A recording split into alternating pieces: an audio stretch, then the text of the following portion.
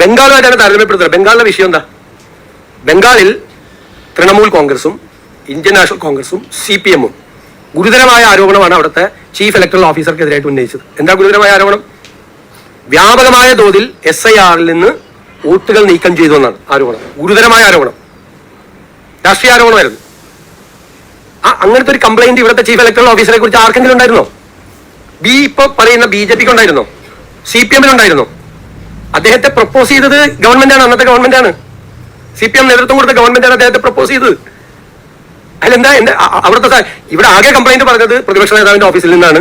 ചില പരാതികൾ അദ്ദേഹത്തിന്, അത് വ്യക്തിപരമായ പരാതിയല്ല, ഇലക്ഷന്റെ കാര്യത്തിലുള്ള ചില പരാതികൾ. അത് അദ്ദേഹം പൊളിറ്റിക്കൽ പാർട്ടികളുടെ എല്ലാം മീറ്റിംഗ് കൂടി അതെല്ലാം നമ്മുടെ ശ്രദ്ധയിൽപ്പെട്ടപ്പോഴേക്കാൾ ഏറ്റവും കൂടുതൽ കത്ത് കൊടുത്തിരിക്കുന്ന ഒരാൾ പ്രതിപക്ഷ നേതാവ് എന്നല്ല ഞാനായിരുന്നു അന്ന് കൊടുത്തിരുന്നത്. അല്ലാതെ ഒരു പൊളിറ്റിക്കൽ പാർട്ടിയും അദ്ദേഹത്തിനെതിരായിട്ട് അദ്ദേഹം ഇലക്ഷൻ മാനിപ്പുലേറ്റ് ചെയ്തെന്നോ, അദ്ദേഹമാണ് ഞങ്ങളെ ജയിപ്പിച്ചത്, UDF-ന് 102 സീറ്റ് മേടിച്ചു തന്നത് ഈ രത്തം കേൾക്കലാണ്. എന്തൊരു തമാശയാണ് കേരളത്തിൽ നടക്കുന്നത്, എന്തൊരു തമാശയാണ്.